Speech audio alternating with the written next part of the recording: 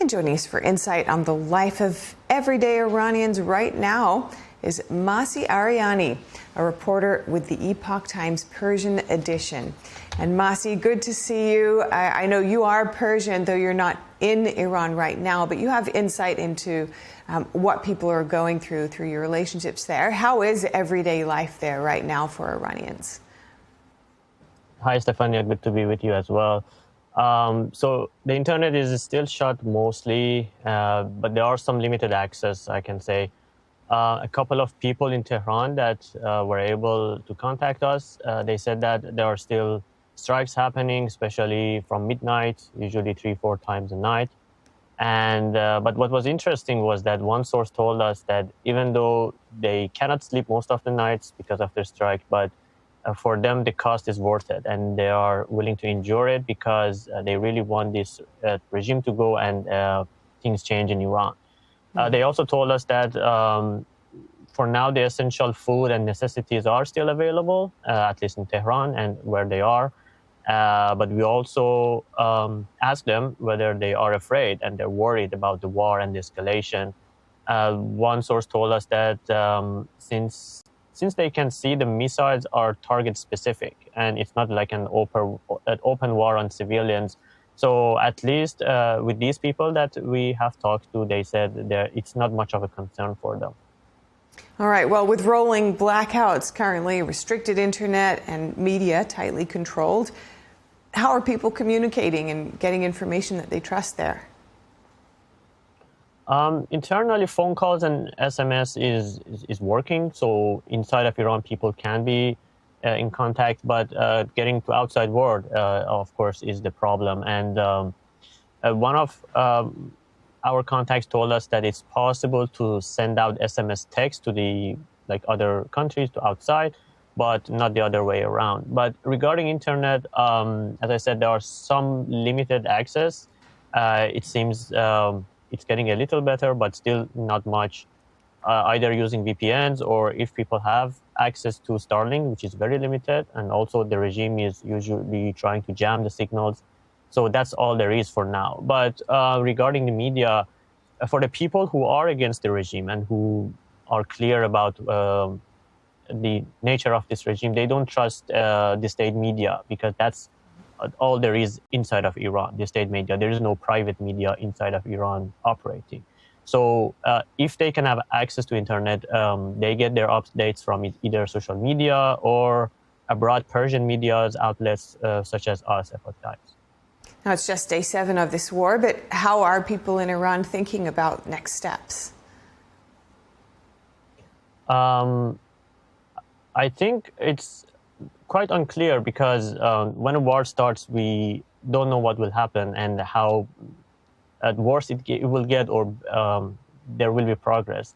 But I think many people knew, especially after after thousands of people have killed by the regime, the situation got to a point of no return in a way, and people know that there will be no reform or anything. So that's why people really, both from inside of Iran and the Iranian diaspora outside, they were asking and demanding US and other Western countries to intervene and help.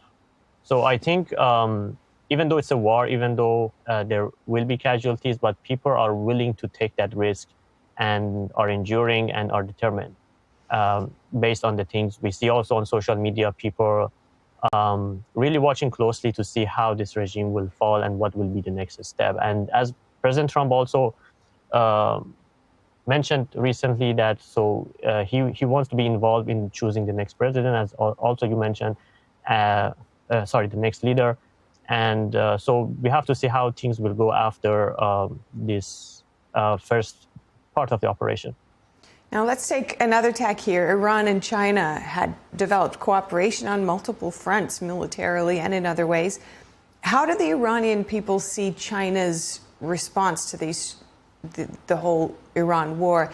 You know, condemning the strikes, but not actually offering more material help to Iran.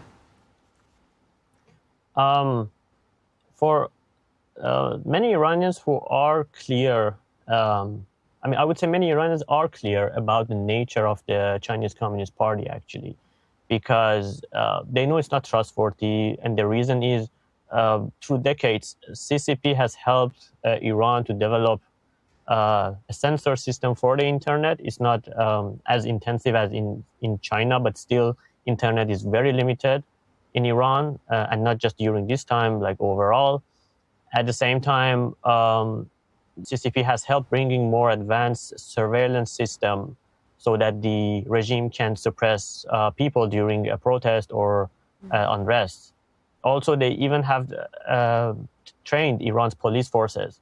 So, and it's not just about this security system. Even in the economy aspect, whenever there has been some projects happening inside of Iran, many times the Chinese Communist Party would bring workers from China into Iran so that those projects wouldn't even bring jobs or make jobs for Iranians.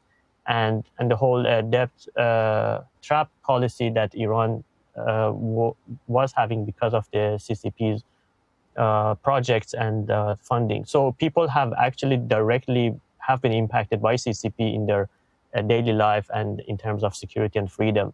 So people are quite clear, I would say, about how CCP is, and they don't trust CCP. Now, the regime does seem to be fairly well decimated at this point. It seems to be on its way out. How common, though, is that sentiment that's so much associated with the regime, death to America, in Iranian society? So this regime came with the whole philosophy that the West, mainly US and Israel, are the suppressors of the planet. And they came with this idea and this motto that we are here to fight and bring liberation, let's say. So, and that's a very twisted Islamic Marxist ideology. And of course, there are always some whose perspective might align with such an ideology and thinking, or they may be pro the regime or pro CCP. But at least from what we see on social media and from what the average culture would be in Iran, both Iranians inside the country and the Iranian diaspora communities around the world, many actually love USA. We have seen in social media posts that many people are thanking President Trump, and there have been posters of President Trump in the protests and everything. So after the strikes, yeah, as I said, many are thanking, and even inside of Iran.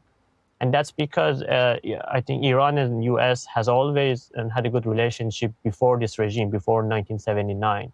So people who are old enough, they have experienced both Iran being a close ally to US, which is before 1979, and then Iran being the ally of China, which is after that time. So, and the difference is quite clear. Now, what more, if anything, do you think Iranians would want America and the world to know about their lives and their experience right now? It's hard to talk on behalf of 80, 90 million people, but at least from the people's post and the social media post, I can say that it is a very difficult time for sure for people. But again, from what we see on social media, they are willing to face and endure a war, and because it's a cost of getting their freedom back, and it's not an easy choice for sure. But that's how determined Iranians are now, and they need the international community to not recognize the Islamic regime anymore. And I think at the same time, what they really want is that after the fall of this regime, they expect that there will be a free referendum so that they can choose their next government and their next leader in a free election. Well, thank you so much for your insights today, Masih Ariani. Good to speak with you. Thanks to be with you.